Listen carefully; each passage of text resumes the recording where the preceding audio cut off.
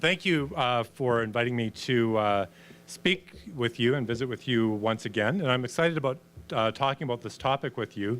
In August, I actually had an opportunity to be an expert witness before the Electoral Reform Committee, and they were feeling bad that we were all gathered together on a beautiful summer evening in Ottawa talking about electoral reform. And I told them I couldn't think of a better way to spend a summer evening in August than to talk about electoral systems. So I'm excited to get that opportunity once again. This is a topic that political scientists love, but often the general public isn't interested in. So I'm gratified to see so many of you here coming to hopefully learn something about it. Now, there's a lot of different ways to approach the topic of electoral reform, and I struggled a bit with how to do it because it really is a big topic. I've taught a 40-hour course on this subject, and I didn't think you wanted to sit here for 40 hours. So what I decided to do is not to spend my time trying to persuade you that the system needs changing or that you should like my preferred system. I can talk about that. I can answer some questions about that if you're interested. But for the record, and it's in the flyer that was distributed, I do support changing the electoral system, and I would probably pick a mixed member proportional system, but that's not really what I'm going to talk to you about. What I really would like to focus more on is why are we talking about this? It's a bit odd, actually, that this has come up on the agenda. Like I said, it's not something that tends to happen often. Democratic countries don't frequently change electoral systems, and it's very odd in the Canadian case. So there's really three things I want to do. First, I want to talk to you a little bit about why electoral systems matter. If you're not going to take my word for it, I'll try to convince you. The second thing is to talk a little bit about, well, why are we doing this right now? And the third thing is to talk a little bit about the process and why the process is problematic or difficult. So how did we get here? Well, it really comes down to last spring. Justin Trudeau made this promise. We're committed to ensuring that the 2015 election will be the last federal election using first past the post. So this was part of a broader package of democratic reforms he was promising in the lead up to the election. And this really caught my attention. It's not something we frequently see. People don't often get motivated by electoral systems in choosing for whom to vote. But it was a promise, and it faded to the background a little bit during the campaign, but over time, they had to deliver on this once they're in government. And as you're going to see, it's a little bit surprising, actually, that this is a Liberal government that's doing this, and I'll explain why. Before we get to that, let me explain why you should care. So electoral systems are the rules of the game, and that's why they matter. They determine how votes get translated into seats, so that's very important. What political parties and candidates want are seats. Votes are a means to that end, but seats are really what drives it. So the system translates votes into seats in particular ways, and that will shape the way that political parties and candidates act and behave, and even the way governments act and behave. And it can affect how citizens vote. So because it's the rules of the game, it matters. Now I'm going to talk just a little bit about our system, and I'm going to briefly explain our electoral system, what it is and what it does. And like all electoral systems, it has strengths and weaknesses. And some of the effects I will outline might be viewed as strengths or weaknesses depending a little bit on your perspective and what you think is important in an electoral system or from a government. So our electoral system is commonly called first past the post. Now, truth be told, political scientists don't like this term, and I actually took some grief back at the office for the title of this talk because it's inaccurate. It implies that there's some sort of standard. There's a post you need to get elected. There's a finish line. And in fact, there isn't. So the technical term that political scientists like, because we like to sound really smart and incomprehensible, is this one, single-member plurality. That's actually the technical name for the system we have. And now you can go and impress all your friends by using this in casual conversation later today. So there's really two parts to this. The first part is pretty obvious, single member. We elect one member per electoral district. And there's actually even a more technical term for that, but really that's just, there's a complicated way to say it. We just elect one person. So the District of Lethbridge, Rachel Harder is that one member of parliament, right? We have one MP who represents the district. Many parts of the world, that's not the case. In Canada, it is. The other part is that it's a plurality. It's the candidate with the most votes who wins, not the candidate with the majority of the vote. There have been surveys done that a majority of Canadians are actually confused about this. There's a lot of Canadians who think you need a majority, and you don't. There are many cases where you can win with 30% of the vote. If you have enough candidates and the vote is divided just right, you can actually win, where in a situation where 70% of the people wanted somebody else to be their member of parliament, but you had more than anybody else. So that's the system we have, single member plurality. So I want to talk a little bit about some of the effects, and like I said, and why people want to change it. And so the first big effect is that we don't see a really good correspondence between seats and votes. So if you look at this graph, the yellow bar is the percentage of the vote every party got, and the purpley blue bar, or what's blue on your screen, is the percentage of the seats. And you can see these things don't completely line up. And I just picked 2015 because it's the most recent election. I could have pretty much closed my eyes, stabbed in my handy-dandy book of election results, and picked any election, and you would see something very similar. So I'm not just cherry-picking cases here. This is almost always the case. And what we almost always see is that whoever is in government gets more. So the Liberals clearly benefited, right? 3 in 5 Canadians voted for somebody else. But they have a majority of the seats, and in our system that means they essentially have all the power because in Parliament things are decided by a majority vote. The Conservatives, a little bit underrepresented from what they should have had, and the NDP substantially underrepresented, as was the Green Party. So that's a really important thing, and it might be entirely sensible to have the person with the most votes win at the local level, but when we aggregate it to the national level, we end up with these results. We don't see a very good correspondence between votes and seats. So one consequence of this is we tend to get what we call manufactured majorities. Majority governments typically don't have the support of the majority of Canadians. In fact, since World War II, there have only been 2 governments, 2 prime ministers who ever enjoyed the support of a majority of Canadians. I'm going to throw that out as a trivia question. I'll give you the answer during the question and answer period. Do you know what those 2 elections were, which years they occurred in? So this happened, like I said, in 2015. This is what the Liberals did. The Liberals didn't earn a majority. They had a manufactured majority. In fact, every single Liberal majority government we have ever had since World War II has been a manufactured majority. The Liberals have never, since World War II, won a majority of the vote, but they have a majority of the seats, and they've enjoyed a majority of the seats for most of that time. Third thing it does is the electoral system magnifies a shift in voter support. So a good example of this is the Conservatives. So in 2011, the Conservatives enjoyed something very similar. They got 39.6% of the vote, 53.9% of the seats, another manufactured majority, right? Stephen Harper, not picking on Justin Trudeau, Stephen Harper didn't do it either. 3 out of 5 Canadians wanted somebody other than Stephen Harper in 2011.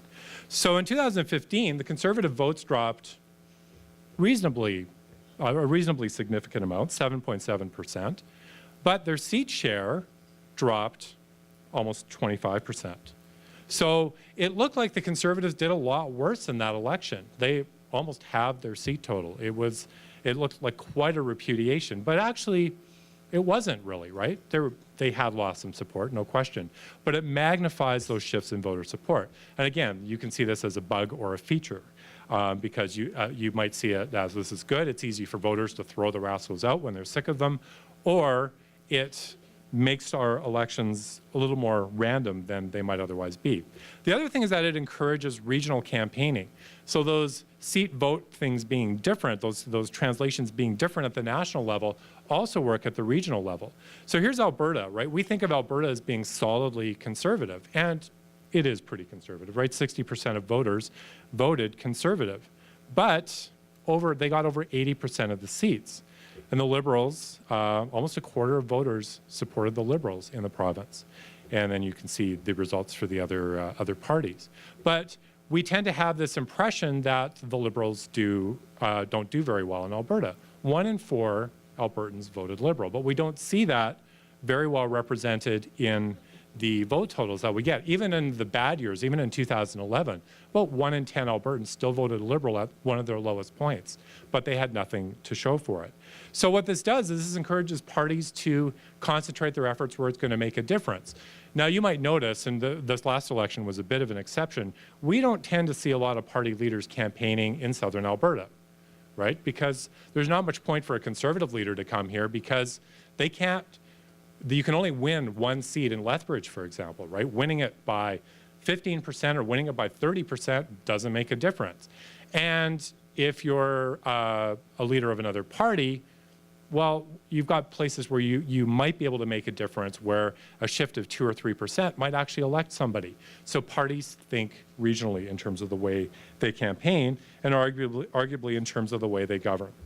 So these are some of the features that we see. Now, there are a few others that people point to, for example, that perhaps our system might depress turnout, make it more difficult for women to get elected. And I'm going to tell you, the political science research isn't entirely conclusive on either of those points.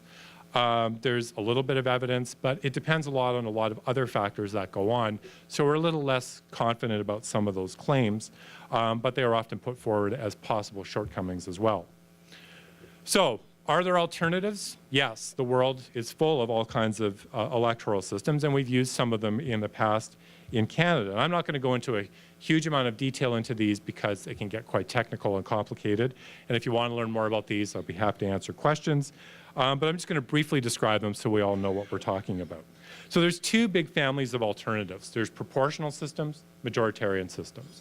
So under the family of proportional systems, there's lots of different ones, but I'm going to talk about the two main ones that have been talked about for Canada. The first is the mixed member proportional system, and they use this was pioneered in Germany after World War II. It was basically created by the Allies as they reconstructed Germany after the end of World War II. And the most recent, and why this is an interesting case for Canadians, is New Zealand had a system exactly like ours. They, in the 1990s, decided to get rid of it, and they replaced it with the mixed member proportional system.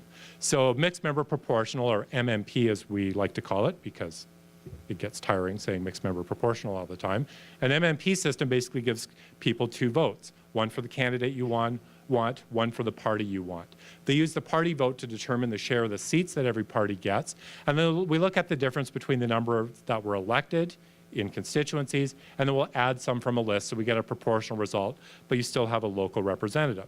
So like I said, this is quite a popular one among political scientists, and myself included, but that's one of the main alternatives seen for Canada. Another one is one called the single transferable vote, and the most common example of this is the Republic of Ireland. STV was actually used in Alberta and Manitoba for provincial elections in the cities of Winnipeg, Edmonton, and Calgary between 1920 and about 1955. So we actually have some experience with this in Canada. But in an STV system, you have more than one candidate or you have more than one elected representative. So you might have 4 or 5 representatives for your district, and people rank them in order. And then there's a really complicated process by which we deal with when somebody's not elected and how we determine which of those 5 people, but it generally produces a proportional result. So the point of both of these systems is that the share of the votes is going to match the share of the seats. If you get 40% of the vote, you're going to get 40% of the seats. So to give you an example of what this might have looked like in 2015, so these are quick numbers that I ran off looking at what it would look like. So under the actual is what we actually got in the 2015 election. If you look at the projected results, you can see the Liberals drop quite a bit, and all the other parties go up, some more than others. And one of the things I want you to notice is the 138 for the Liberals. You notice that's well under what a majority government is. 170 is a majority. So what it would mean if we went to a proportional system is an end of single-party majority governments, almost for sure. Like I said, only 2 governments since 1945 have ever earned that. You're really wondering what they are now. I will tell you, I promise. But in the 138 is a pretty typical example. So what we tend to see in countries that use proportional systems is they have to form coalitions.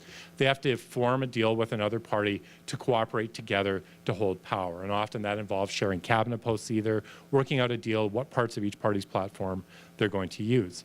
So that's fairly common in many continental European countries. Now, the majoritarian options are something else we should look at and we should pay close attention to. And the main one here is something called the alternative vote. And it's used in Australia. So here we keep single-member districts, but people rank the candidates in order of preference. So if you say you liked your Green Party candidate first, you'd put 1. Let's say you like the Liberals second, you'd put 2. NDP 3, Conservative 4, right? That's something you could imagine a voter doing.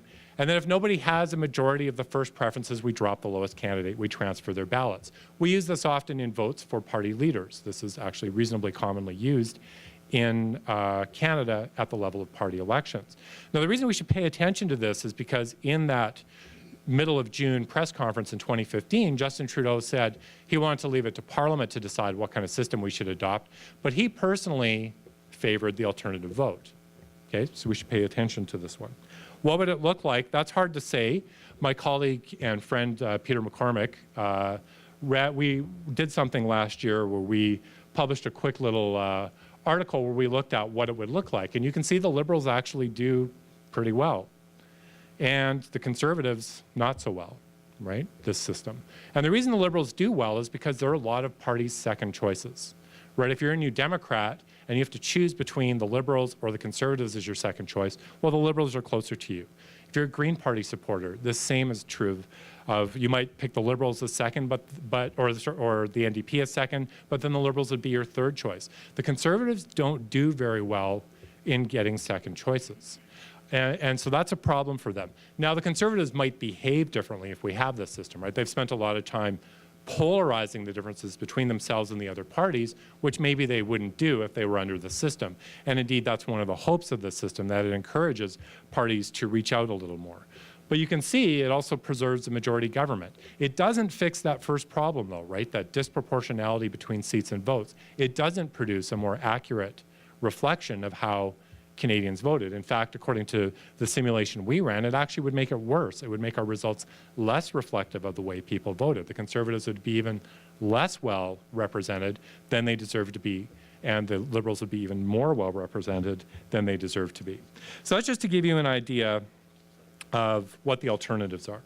All right, so back to this point. We're going to talk about the politics of what's going on behind this. And as I said, electoral systems are the rules of the game. But here's an important thing about the rules of the game. The people who are playing the game, the players, are getting to set the rules. Okay, and that's a really important point. The players are setting the rules. And the players are setting the rules, and not all the players, but the players who are really good at the game, right? So the people who are benefiting from the system are the ones who get to make the decision. So the Liberals control a majority of the seats in Parliament, and who's benefiting from the system? Well, the Liberals, right? So generally, we don't see electoral system change because the people who are in Parliament, the people who make those decisions in any country in the world, are the beneficiaries of the system that's there. They have a built-in interest not to do this. So it's interesting that we're actually talking about change, and somewhat surprising. Electoral reform is not an easy or common process. But it does happen. I mentioned in New Zealand, it happened.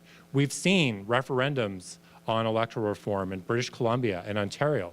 There's one happening in Prince Edward Island at the end of October, and it's running over several days because they're allowing phone and online voting as well. So we do see this happen from time to time. So it doesn't mean it never changes. So what causes changes? Typically, we see two things. The first is we see anomalous election results. We see strange kind of results, and there's two that often trigger this. One is when we get a situation where a party with fewer votes than another party gets more seats in that party and then forms a government. Okay, so we've seen that British Columbia in 1996, the Liberal Party had more votes than the NDP. The NDP won more seats. New Brunswick in 2006, same thing. The Conservatives had more votes than the Liberals, but the Liberals got more seats and formed a government. We call that a wrong winner election. Now, here's what's odd about Canada at the federal level. We've never really had one of those. We kind of did in 1979, but it was a minority government. So it was brief, and it was a minority government. Well, we've never had that. The other thing we can see is if we have an oversized majority where we don't have enough opposition. So in British Columbia in 2001, there were only a handful, 3 or 4 New Democrats in opposition, and the Liberals dominated the entire legislature. 1987 in New Brunswick, the Liberals took all 57 seats. There was literally no opposition. And that's a problem. We need opposition to make our system work and for accountability, and so that can tend to trigger election results. That's what's behind the Prince Edward Island referendum. Another thing that can do it is popular discontent, a dislike of politicians and of parties that's somehow linked to the electoral system. Now, I would argue we don't really have that in Canada. Now, I know politicians aren't the most popular. Political parties aren't institutions that are loved or valued in our society. But often it's linked to particular politicians or parties. So for example, there was a lot of dislike of the Conservatives and Stephen Harper by late 2015, but a lot of that was settled by a change of government, right? We don't see that generalized discontent. So we don't have this either. So we need to look a little bit at parties. Well, what's going on with the parties? Why would a party drive this? So this complicated, messy graph is every election since 1945. And you don't need to worry too much about what the numbers mean, but just know if you're above the line, that means you're benefiting from the electoral system. If you're below the line, you're being hurt by the electoral system. Okay, so, and the bigger that bar is, the more you're being helped, the lower it is. And if you want to know the math behind it, I can explain it. But this indicates, and for those of you wondering about my trivia question on which two elections, there's hints right here. Now you notice the Liberal Party has generally done pretty well by our electoral system, right? In only 6 of these elections did they actually get punished by the electoral system, and only 3 of them severely. So here's the really interesting point. Here is the point where they made that promise. And here's the point where they have to deliver on it. So you notice how things change for them, right? At that point in 2015, they're the 3rd place party, and they are being hurt by the electoral system. Okay, so in the short run, they're very worried because the NDP is looking like a threat. And so this is seen as a way to save them. But also, I would argue that it was partly an attempt by the Liberals to sort of reach out to people who have an interest in this kind of thing. And we've seen this in the Liberal Democratic Party in Britain, sort of a more educated, institutionally reformed kind of electoral base, and that's what the Liberals seem to be trying to create. But really, I think you can argue it didn't really fit their interests overall. Now, you notice I have small c Conservative here because you notice I have 2 bars, and during the late 80s and early 90s and into 2000, I had to include the Reform Party and Canadian Alliance. And you can see generally the Conservatives have done pretty well under the system as well. The big problem was in it was during the 1990s where the vote was being split between the Reform Party and the Conservatives. And there actually was a bit of interest in electoral reform among Conservatives. Tom Flanagan and Stephen Harper actually co-authored an article suggesting maybe we need to look at electoral reform during that period. How about the NDP? Well, if you have to point to one party that's been hurt consistently by the electoral system, it's this one. I was pretty stunned to see. I mean, I knew that, but actually seeing it this way really tells you something, right? It's funny, though, because the NDP, I would argue, has been surprisingly ambivalent on this at times, because when they've had times to promote electoral reform, for example, in 2005, the Liberal government was close to collapsing. They were going to lose a vote in the House. It was a minority government. And what Jack Layton held out for was money for social programs, not movement on electoral reform, right? That's what, personally, I would have held out for. No provincial NDP government has ever reformed the electoral system, ever, which is quite striking, right? Because we often see this at the provincial level as well. So the only election where they've ever benefited was 2011. So it's hard, so we can see something about, there's something about self-interest going on here. All right, so the Liberals make this promise. They form a government, they announce a cabinet, and they have to deliver on it. Now, what's interesting about this is that the process has actually been more contentious than the actual content of any reforms, because it's not clear. The Liberals aren't actually coming out with a proposal. So the first thing I want to clear up is that to change the electoral system requires no constitutional amendment or referendum. All you need is a simple act of Parliament. People are often astonished to hear that, but it's absolutely the case. This requires simply an act of Parliament. A majority of MPs voting on this is all that is required legally. I was at a conference in May by the Canadian Study of Parliament group. We had a bunch of constitutional lawyers there, and I'd gotten into a lot of arguments with people about this, and they all agreed with me, so I'm happy to report that back to you that I was right. You don't need to change the Constitution for this. There's a big issue of timing. This is Mark Menard, who is Canada's Chief Electoral Officer. The Liberals dragged their feet on this promise a little bit. Remember, Justin Trudeau said 2019, we're going to have a new electoral system. But they didn't get going on this till June of this year. Mark Menard appeared before the Electoral Reform Committee and said, if we want to do this, we need to change the electoral system by May 2017. We have to have the legislation in place because it's going to take Elections Canada over 2 years to make all the changes necessary. The clock is ticking. So they formed an electoral reform committee, and this is if you're on Twitter, this is the hashtag ERRE, and this is what it's known as, Electoral Reform Electoral. 12 members. What you notice is unusual about this committee, though, is most parliamentary committees have represents, or the proportion of members on them represents the standings in the House of Commons. The Liberals should actually have 7 members on this committee, according to that, but they only have 5. They went for proportional representation on the committee because the argument was, well, if you're worried about disproportionality, it seems a little odd. They would use a disproportional parliament to form a disproportional committee to talk about whether we should have a more proportional electoral system. Now, an interesting byproduct of this, though, is that the parties have different incentives. I'd argue the Liberals, despite their promise, they need to deliver some change. They don't want full PR. It's not in their interest.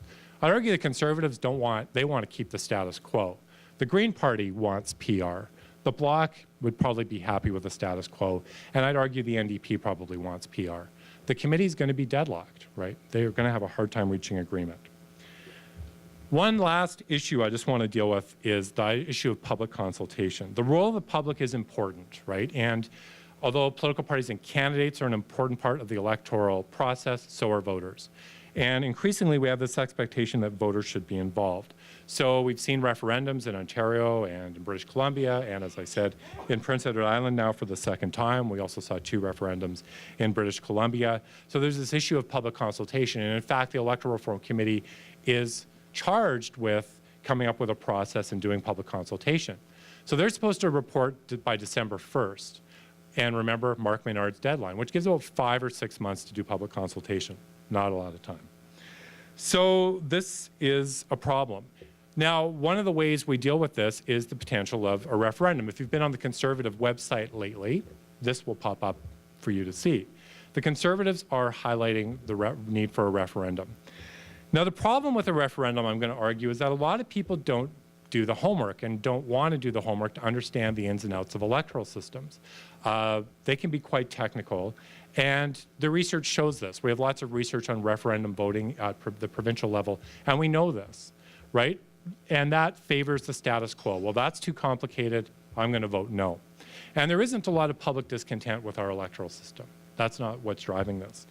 So the Conservatives are campaigning on this. Now, although I'd say, and I have no doubt there are some Conservatives who do genuinely want public engagement, I'd argue a lot of this is actually tactical. The Conservatives don't want electoral reform. I don't think it's in their interest. But I don't think they want to come out and argue it on its merits. So they're hiding behind the process. And this is a very popular stance. Some surveys show that a significant majority think we should have a referendum on this. So they've got the public on their side on this. But I argue it's largely tactical. So bottom line, what's going to come out of all this? Which way are we going to go? Well, I highly doubt we're going to get a proportional system, even though the mandate of the Electoral Reform Committee is to try to come up with something that improves that correspondence. I doubt we're going to get that. I don't think it's in the interest of most of the parties, and they are in control of the process. And as I said, I don't think there's a lot of public discontent. But I do think the Liberals have to deliver something. So I suspect we're going to see some kind of changes to the system around things like online voting or something like that are also in the committee's mandate, more cosmetic kind of changes that don't fundamentally alter the translation of votes into seats. Or we'll do something like the alternative vote, which is easier to implement, looks like change, has some resonance with the public because we use it to elect political party leaders, but still preserves their significant advantage.